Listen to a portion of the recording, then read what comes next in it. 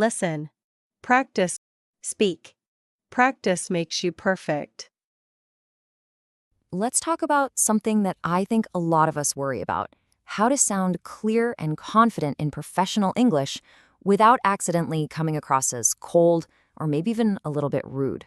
We're going to get into the subtle art of politeness and really master it together. Have you ever been in this situation? You say something in English, you know the grammar is perfect, but you get a kind of a weird reaction. You start to worry that your directness is being mistaken for being pushy. If that sounds familiar at all, trust me, you are not alone, and we are going to figure out exactly how to fix it. Just look at this. This is a perfect example of what I'm talking about. You say something totally simple, like, "Here is my work." But, in some office cultures, what your colleague might actually hear is something more like, "Okay, I'm done. This is your problem now." See how that just feels a little abrupt? Like you're just dropping something on their desk and walking away? So here's our game plan for today. First, we'll really dig into the problem we're solving. Then I'm going to show you a super simple framework, the 4 levels of politeness. After that, we'll apply it to real situations, like managing your time, talking about your work, and we'll wrap it all up with a toolkit that you can start using right away. So the main issue we're tackling here is that these simple, direct sentences, even when they're perfectly correct, can just feel a little cold in a professional setting. You're aiming for clarity, of course, but the impression you might be giving is that you're being impolite, and that can really hold you back at work. Now, to solve this, don't worry, we're not going to learn a million complicated grammar rules. Nope. Instead, we're going to use a really simple but powerful framework. I want you to think of it as kind of leveling up your communication through 4 different stages of politeness. And here it is, the politeness ladder. You've got level 1, which is where all those 2 direct phrases live. Our goal is to climb right past the basic level and get really comfortable at level 3 for our everyday chats, and then save that level 4 for the more formal stuff, like a really important email. Okay, let's put this ladder into practice. We're going to start with some of the most common things we do at work: scheduling meetings and asking for time off. These are just perfect examples of where a little extra politeness really goes a long, long way. So, let's say you say this: "We need to meet now." Why is this a problem? Well, it's kind of 2 things. First, "we need to" sounds like a command, right? And then adding "now" just completely ignores the other person's schedule. You're basically demanding they drop everything for you, which, is not very considerate. But look at the shift here. Instead of a demand, the better way is a question. Could we? That one simple change makes all the difference in the world. You're asking for collaboration, not just giving an order, and that's what shows you respect their time. Oh, here's another classic: "I'm not coming to work tomorrow." Even if you say it with a smile, this one just lands badly because it's a declaration, it's not a request. It sounds like you've already made the decision all by yourself without permission, and that can come across as pretty defiant. The fix here is so simple, but it's really powerful. Just by starting with, "Could I use this?" you turn that statement into a question. Now you're asking for permission, and that is the key difference. It shows respect for your manager, for the whole process, and it makes it professional, clear, and polite. All right, next up, let's look at how we talk about our actual work. Stuff like asking for feedback or just giving a project update to the team. Oof. "Tell me" is an imperative. It's a command, and you generally don't command your colleagues, right? And on top of that, good or bad is just way too blunt. Professional feedback is supposed to have nuance. It's about improvements and strengths, not some simple black or white judgment. The key here is just using softer language. "Can I get your thoughts?" is such a great phrase. It's collaborative, it opens up a conversation, and it invites real, constructive feedback instead of just a blunt yes or no. And here is a little power-up for any request you make. Just adding "when it's convenient for you" is such a simple but incredibly effective way to show you respect the other person's schedule and their workload. It instantly makes any request feel so much more polite. Okay, let's circle back to that first example we used. "Here's my work." It just feels so abrupt, so final. It doesn't invite any conversation or teamwork. It's a statement that kind of closes the door instead of keeping it open. The magic words here are update and progress. They signal that this is just one part of an ongoing process. You're not just handing something off and walking away. You're sharing a status which shows you're still engaged and ready for whatever's next. Okay, this next one is so important. How do you ask for help when you don't understand something without making the other person feel like you're blaming them for being unclear? Yeah, this is a phrase you really want to avoid. What are you talking about? Just sounds hostile and accusatory. It pretty much implies that you think the other person is saying something that makes no sense or is even crazy, rather than you just needing a little more information. But here's the solution, and believe me, it's a total game changer: the I statement shift. By starting your sentence with I, you take responsibility for the confusion. It's not your explanation is bad, it's I need a little more help to get it. That little shift changes absolutely everything. And if you want a perfect go-to phrase, especially for formal emails, this is it. Clarify is such a professional, precise word. And when you combine it with could you, it becomes this highly effective, super respectful way to ask for what you need without causing any offense at all. All right, we've covered a lot of ground, so let's pull it all together into a simple little toolkit of principles that you can start using today to sound more clear, more confident, and definitely more polite at work. So here are the key takeaways. First, try to turn your demands into questions. Second, use those I statements to own your perspective. Third, always show you respect their time. Fourth, soften your language to invite collaboration. And here's a pro tip: using could is almost always just a little more formal and polite than can. So, as we wrap things up, I'm just going to leave you with this one question. Thinking about everything we've covered, what is one of these phrases or principles you can try using, maybe in a meeting or an email later today? Making that one small change is honestly the first step toward building so much more confidence. If you're like most professionals today, you are constantly navigating these really complex collaborations, you're managing tight deadlines, and most importantly, you're dealing with people. All day, every day. Right. And you have to be clear, you have to be efficient, but you absolutely cannot afford to sound, well, too direct or pushy or, frankly, just cold. And that challenge is magnified, maybe tenfold if you're currently working on mastering business English. Oh, for sure. You find yourself relying on these simple, literal translations, and it's this ultimate linguistic paradox of the modern workplace. A paradox. How so? Well, directness, which, in some cultures or contexts is seen as a good thing, right? It's Right. honesty, it's efficiency. Get to the point. Exactly. But in a professional English environment, that same directness often translates as impoliteness or even, unintentional hostility. There is this incredibly nuanced fine line we all have to walk. So that is our mission today. We are diving into a stack of sources that provide this magnificent, almost algorithmic shortcut to workplace confidence. I love that algorithmic shortcut. We are dissecting the essential professional phrases, ones native speakers use almost subconsciously, and we're breaking down exactly why they function as a kind of professional currency. Yeah. The goal here is to move you beyond those simple, direct translations that, they unfortunately fall flat, and they can really sabotage your professional persona. The material we have is fantastic for this because it provides a really structured, four-level methodology. We're not just going to tell you what to say. Right. We're going to show you the whole spectrum of communication, from the absolute worst phrasing to the most formal, polished, email-ready language. And we'll apply this framework to 5 critical, really high-stakes workplace situations. Exactly. So we start with level 1. Too direct. Yep. That's that literal translation or simple sentence that just lands with an unwelcome thud. Then we move to level 2. Basic.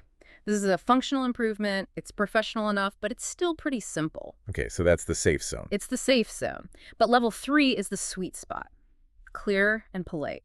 This is the language most often used by native speakers in conversation, and it incorporates all those crucial linguistic buffers we're going to talk about. And finally, level 4. Formal and written.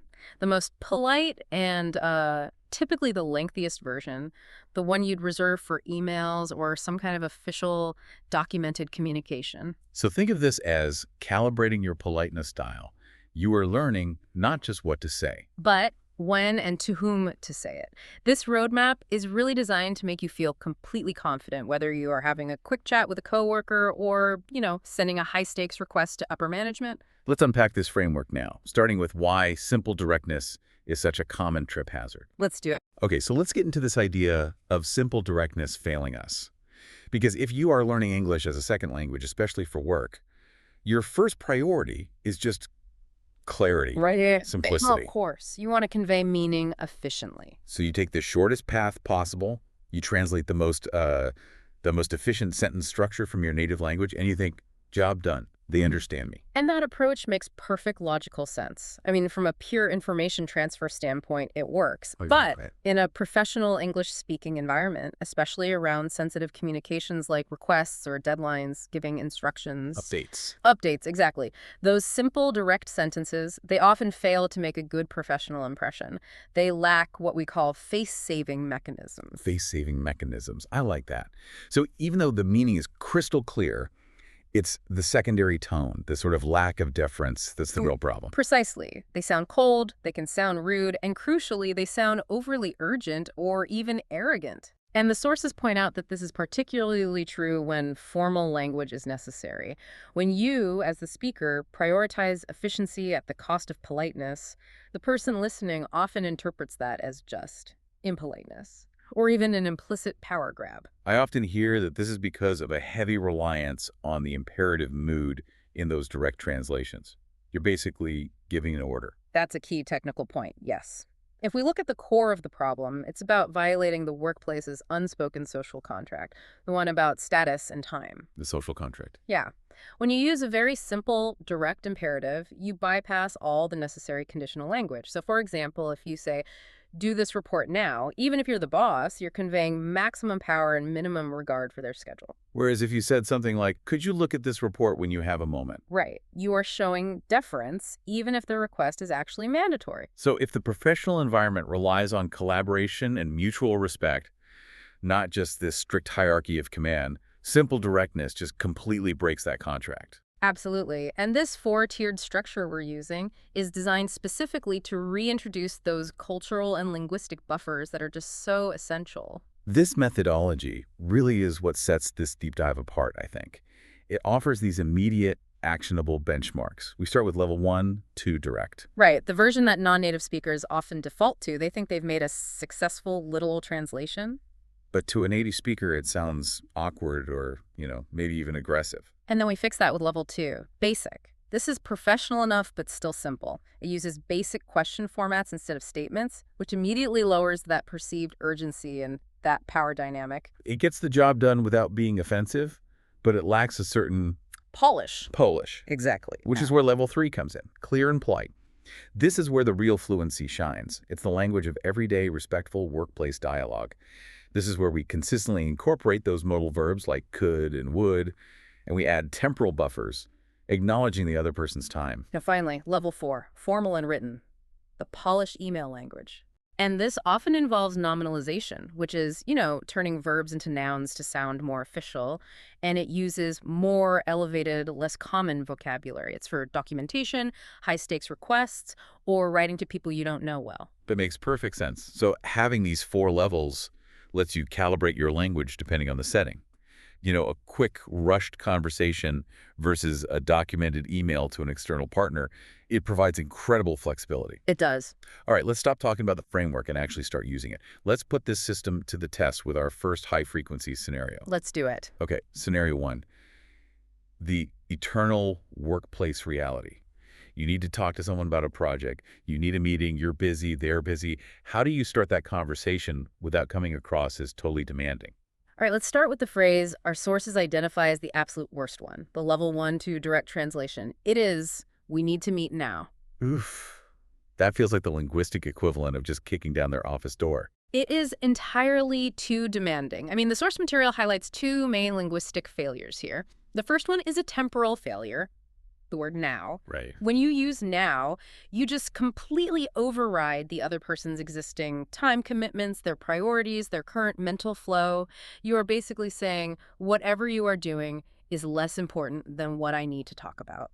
That's an implied disrespect for their schedule, which, in a professional context, often gets interpreted as disrespect for their status, regardless of the actual hierarchy. Exactly. Even if you are their manager, using now for something that's not a true emergency, it just signals poor time management or a lack of planning on your part. That's a great point. In these highly structured work environments where schedules are visible and managed, demanding immediate, unscheduled attention is a major social faux pas. Okay, so that's the first failure. The now. What's the second? The second failure is the phrase, "we need to." That imperative structure, once again, sounds like a demand, or language that's strictly reserved for an emergency. It's way too strong. It is far too strong. The sources highlight that this is the language of instruction that signals absolute necessity, a command. And if you use this upward to your management or even laterally to a colleague, you're just overstepping your relational bounds. You're dictating the terms of the interaction instead of soliciting collaboration. And the psychological response is probably defensiveness. Instantly. So let's pivot hard to level 2, the basic improvement. We want to keep it simple, but make it professional. The fix here is to turn it into a question. Can we talk about the project? This is a foundational improvement. It's huge. Just by switching to the modal verb can and using question syntax, you introduce choice. You introduce deference. You're respecting their schedule by asking if they have time or if they're ready. It's just so much more considerate. It is. And it also immediately introduces the topic, the project, which gives essential context, something that level 1 phrase completely failed to do. And the sources gave that wonderful cultural note about American offices, where people might do that sort of fake knock-knock on the cubicle wall before asking this question. It's a physical signal of that polite buffer. I'm about to interrupt you, but I'm doing it gently. It illustrates the point perfectly. Even in spoken, casual communication, the moment we interrupt someone, we instinctively use these social signals, whether they're physical or verbal, to soften the intrusion. But if we want to move from just basic politeness to level 3, the clear and polite phrasing that really marks professional fluency, we make a crucial linguistic upgrade. This is the one you'll hear most often in casual, yet respectful, spoken requests. Could we set up a time to talk about the project? Now we are operating in the sweet spot. We are. The jump from can we to could we is technically an upgrade in formality. Could is the past tense of can, and using the past tense modal often creates a greater distance and therefore greater politeness in English requests. The real game changer here is that phrase, set up a time. It's the direct antidote to now. Exactly. Set up a time removes the immediacy entirely. You are explicitly allowing the recipient to find a window in the future, respecting their existing commitments. This could be later this afternoon, it could be tomorrow, it could be next week. And crucially, the sources emphasize the psychological effect here. When you ask someone to schedule a meeting, you're engaging them as a partner in time management. You're not just treating them as an immediate resource. And that fosters much better professional relations. I can just imagine someone who uses level 1 language all the time. Yeah. They would develop a reputation for being frantic or disruptive, Yes. while someone consistently using level 3 is seen as organized and respectful. That is the professional currency we were talking about right at the start. And think about the structure. Could we set up a time to? That template is so reusable for almost any request for time or attention. Okay, and then there's level 4, the formal written version, perfect for an email request that needs to be tracked or documented. Right. Would it be possible to schedule a meeting to discuss the project in detail? This feels like the maximal politeness formulation. It's deliberately lengthy, it's formal, it's structured. Oh, yeah. For spoken English, it is definitely a mouthful. It might even sound a little awkward in a casual setting, but for writing, it's pitch perfect. The key is that entire formal chunk at the beginning. Would it be possible to schedule? Let's break that chunk down. The use of would instead of can or could adds another layer of hypothetical distance, right? It makes the request even less demanding. Absolutely. Would it be possible to schedule is a fixed phrase. It treats the meeting itself as a potential, not a necessity. And notice we also see the addition of in detail at the end. In formal written communication, we often provide slightly more context and detail. It ensures the recipient knows the scope of the discussion, which, again, is a sign of respect for their time. They can block out the right amount of time based on the detail you provide. So even though this is the longest phrase, it achieves maximum efficiency by being maximally polite and maximally clear about what you need. That's a powerful lesson in business English. It really is. Next up, a common request that carries, I think, a really high social risk if you handle it incorrectly. Requesting time off, personal leave. Yes. This is when you need to be away from work, usually for highly personal reasons, and you have to communicate that need to your manager or your team. The level 1 phrase here, the 2 direct version that we often see when people rely on direct translation is, I'm not coming to work tomorrow or today. If that isn't an instantaneous conflict trigger, I don't know what is. It sounds less like a request and more like a declaration of war. That's exactly the feeling it conveys. The source material notes that this phrasing sounds like the speaker is being defiant or fighting back against some authority they resent. The vocabulary itself just conveys hostility, even if the speaker says it in a meek voice. The critical failure, though, seems to be what it implies about authority. You're stating the decision as a fait accompli. It's already done. You're failing to ask for permission. That is the essential failure in organizational English. Professionalism demands that you request authorization for time away from work, not simply announce your absence. Right. When you just state, "I'm not coming in," it forces the manager to chase you down for details, assuming the decision wasn't cleared. It's perceived as just bypassing the established protocols. Okay, so let's immediately move to level 2, the basic improvement. We communicate the need, but we do it professionally. Which would be, "I need a day off for personal reasons." This is a monumental shift toward professionalism. It really is. First, you're communicating the request clearly and, if possible, in advance. Second, that phrase, personal reasons, is a critical piece of business English vocabulary for privacy. It's the cultural shield, isn't it? Absolutely. In many English-speaking professional environments, there is a strong cultural boundary against sharing unnecessary medical or family details. Personal reasons is a perfectly acceptable, simple, and vague cover. And it communicates the seriousness of the need without requiring you to share sensitive information. Yes. It covers everything from a sick child to a doctor's appointment or even mental health time. It just signals, this is necessary, but it's private. So it avoids that detailed explanation that could be seen as oversharing, or on the flip side, as a fabricated excuse. It's efficient, and it's private. Exactly. It conveys the request simply and professionally. However, even with level 2, the verb "I need" is still a little bit demanding. It doesn't explicitly seek permission. No, it doesn't, which is why we make that jump to level 3, the clear and polite conversational phrasing. Could I take a day off for personal reasons? Now we are squarely in the polite request zone.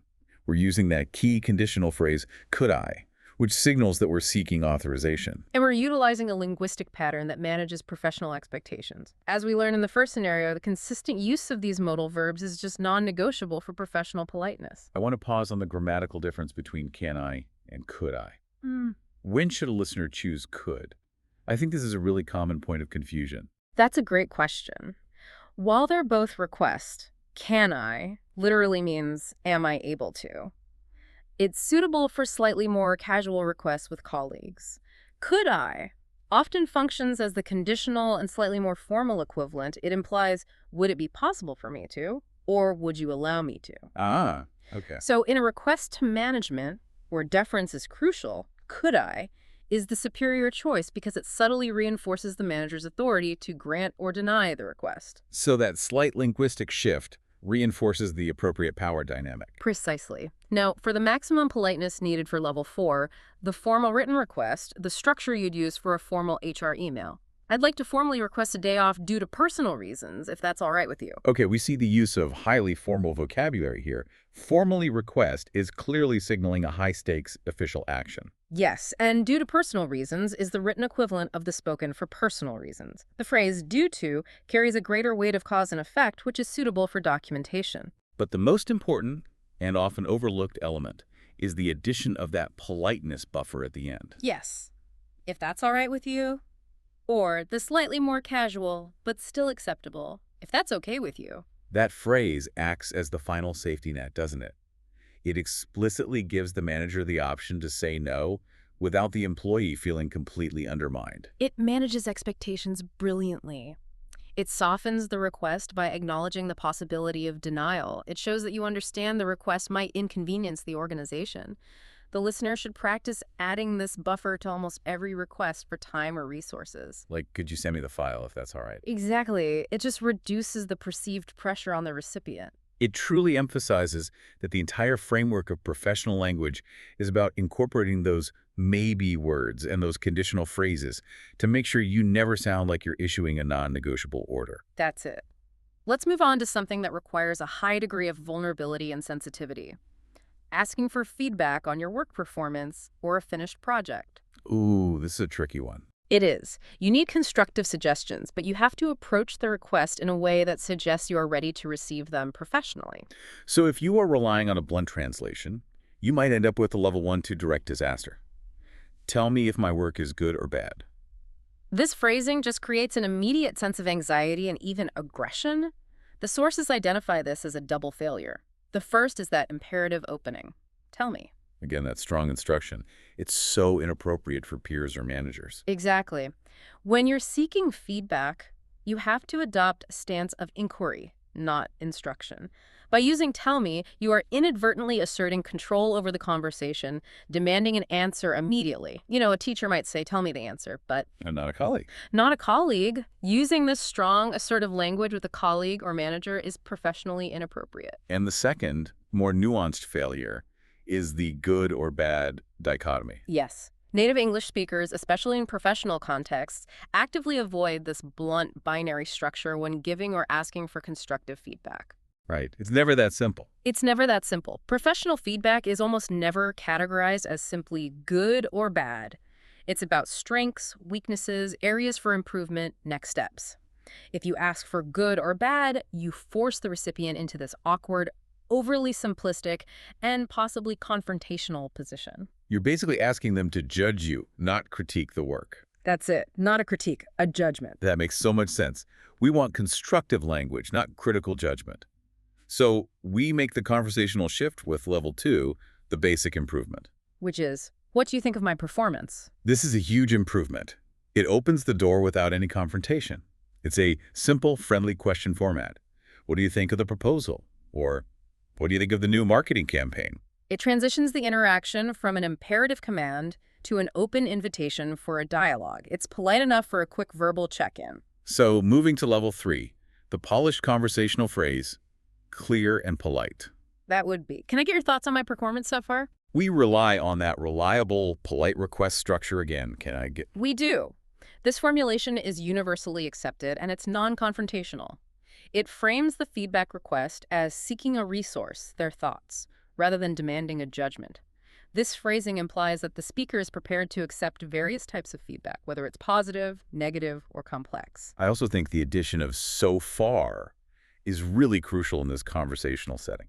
It is subtle, but vital. So far signals that the work may not be totally final, and that you're looking for input on the current state before you do a full submission. It communicates humility and a collaborative spirit. That's a good distinction. If you just ask her thoughts on my performance, it sounds so definitive. But if you ask about performance so far, you're inviting the manager into the process before it's too late to make changes. Okay, here's where it gets really interesting, though. Level 4, the formal written request, maybe for an annual review or a formal project debrief. That would be. Could I get your feedback on my recent performance when it's convenient for you? This utilizes the upgraded formality of could I get over can I get, which ensures maximum deference. But the essential non-negotiable addition here is that time buffer. When it's convenient for you. We've seen this time buffer repeatedly now, but why is it so powerful in a request for feedback, specifically? Because feedback requires mental effort and dedicated time.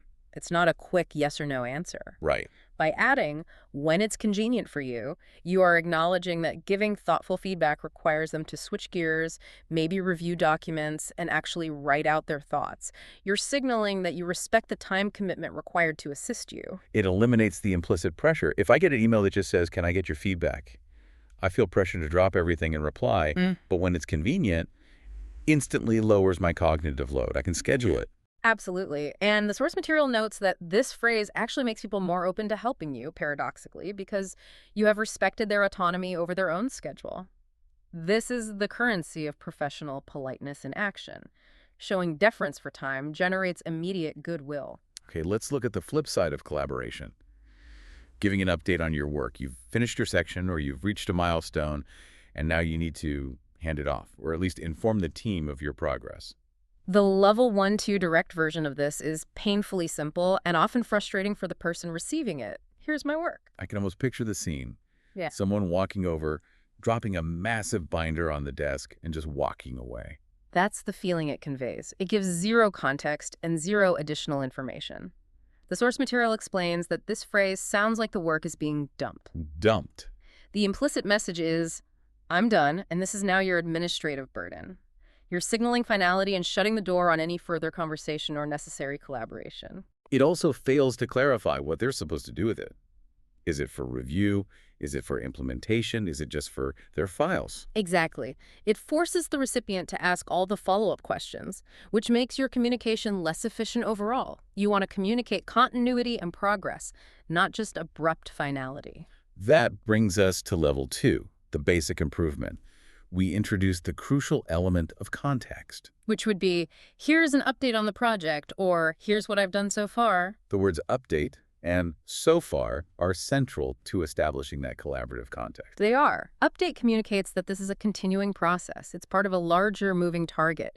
It keeps the conversation open for continuation or necessary fixes. So far indicates that this is the progress up to this moment, suggesting the work will proceed if more is required. Whereas if you just say, here's my work, it implies the speaker has just washed their hands of the task. Yes. That structural change makes a massive difference in how the information is received. Now, for the polished conversational choice, level 3, clear and polite. I just wanted to update you on my progress with the project. This is an exemplary piece of conversational business English, and it functions primarily as a sophisticated time buffer. The opening, I just wanted to update you, immediately signals respect for the recipient's time. How so? It implies a quick, non-disruptive interaction.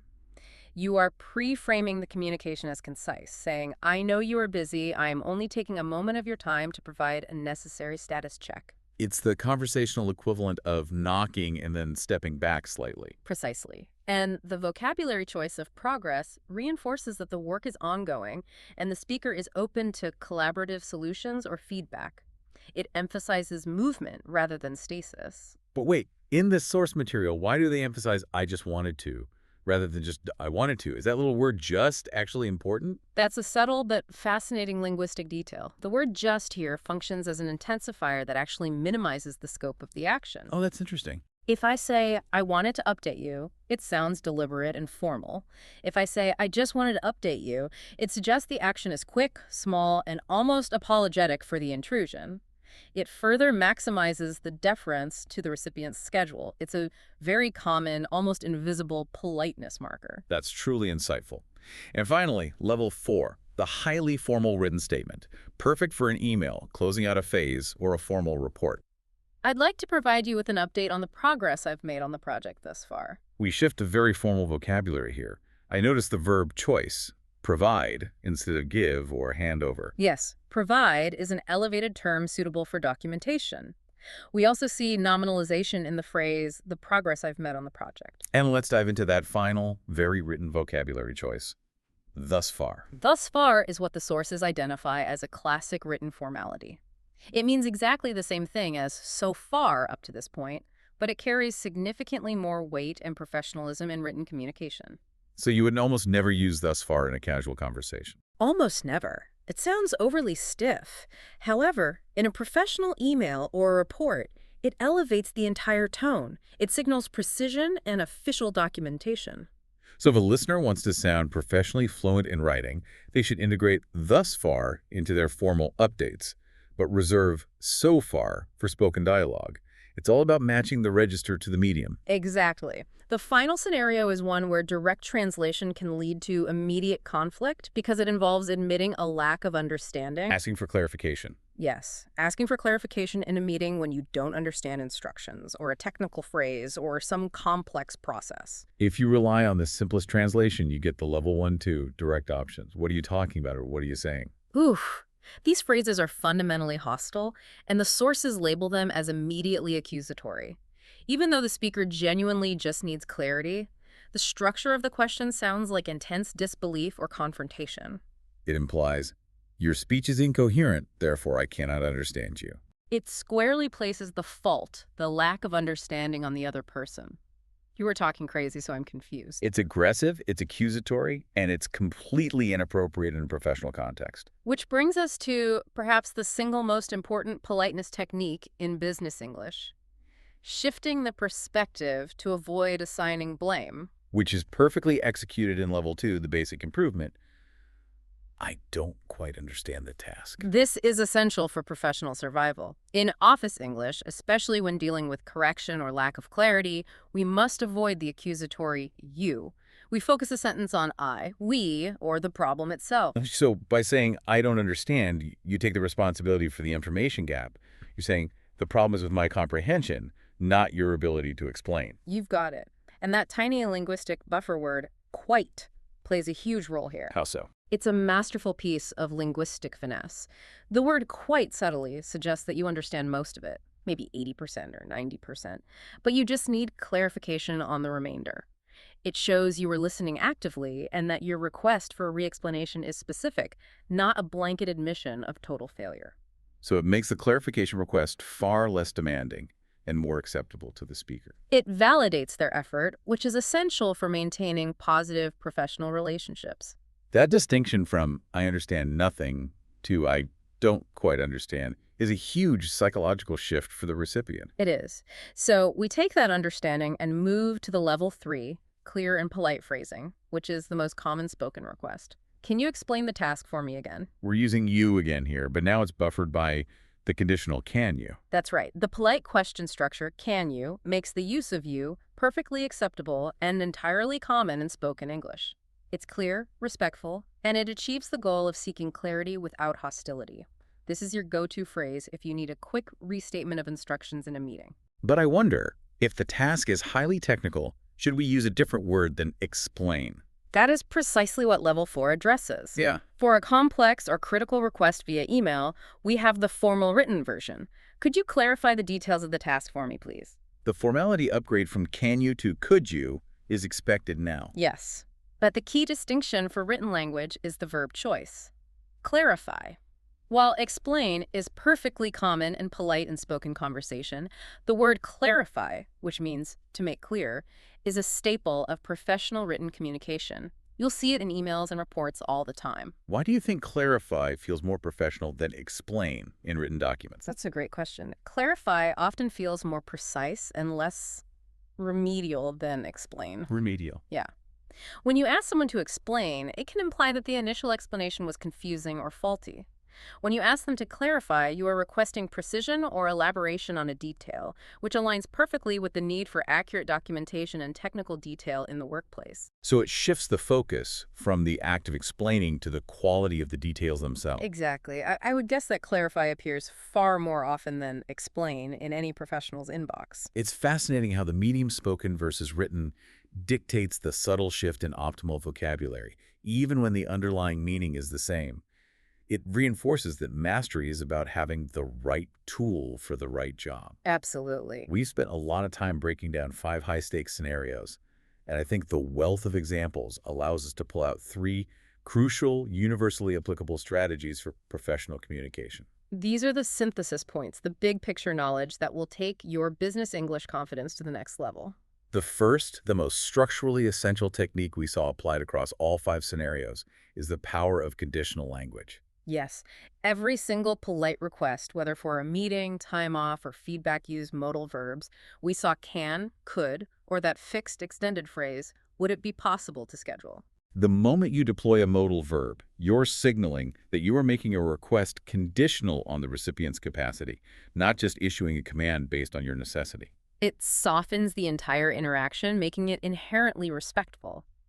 This is not optional.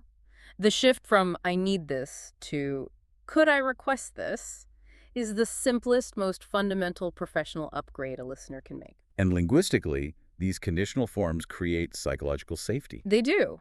They introduce space for the recipient to consider their resources without feeling immediately obligated or defensive. They communicate, I recognize your autonomy, and I am asking if you are willing and able to comply.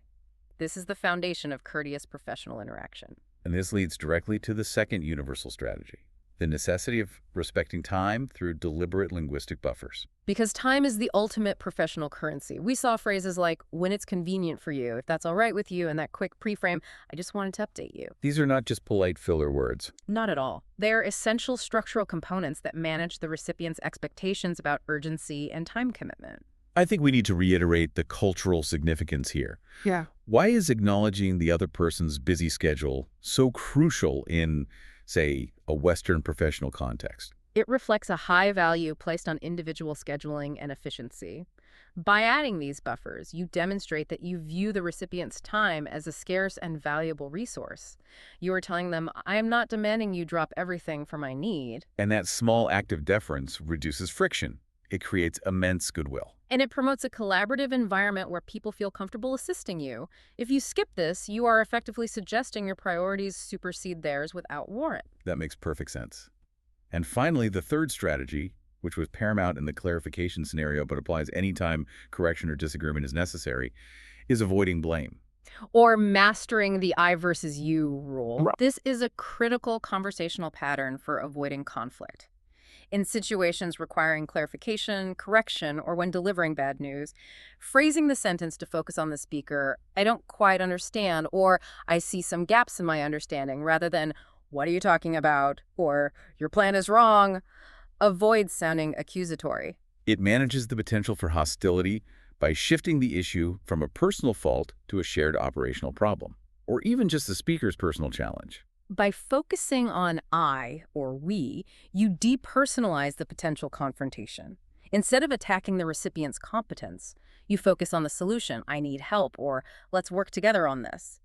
This dramatically lowers the potential for defensiveness and ensures the conversation stays constructive. Which is the goal of all professional communication. That's the goal. These three techniques, conditional language, temporal buffers, and perspective shifting, are your core set of tools. They don't just change the grammar of your sentences, they fundamentally change the professional reputation you project. If you internalize these patterns, you won't just be speaking clear English, you will be speaking professionally fluent English in a way that is immediately understood and respected by native speakers in any work environment. What an incredibly detailed deep dive. We've moved from those blunt, direct translations that can inadvertently sabotage your professional impression to a full toolkit of polished, polite phrases that ensure your communication is not only understood, well received. And if you have used the two direct versions before, please don't worry about past interactions. People still understood your meaning. But now you have the better, more polished tools. You have the knowledge that ensures your point is delivered respectfully and thoughtfully, maximizing your chances of a successful outcome.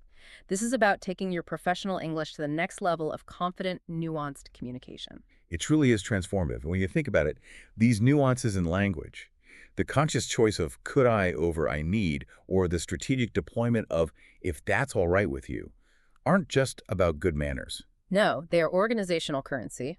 They really are. Think about this as we wrap up. How does the consistent, conscious adoption of these politeness buffers fundamentally alter the perceived hierarchy and foster better professional relationships within your organization?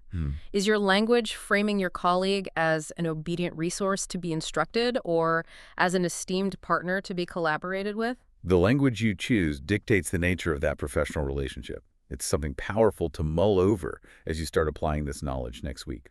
Thank you for joining us for this deep dive into mastering professional politeness. We hope these phrases help you feel more confident and successful during every discussion with your boss and your coworkers. Until next time.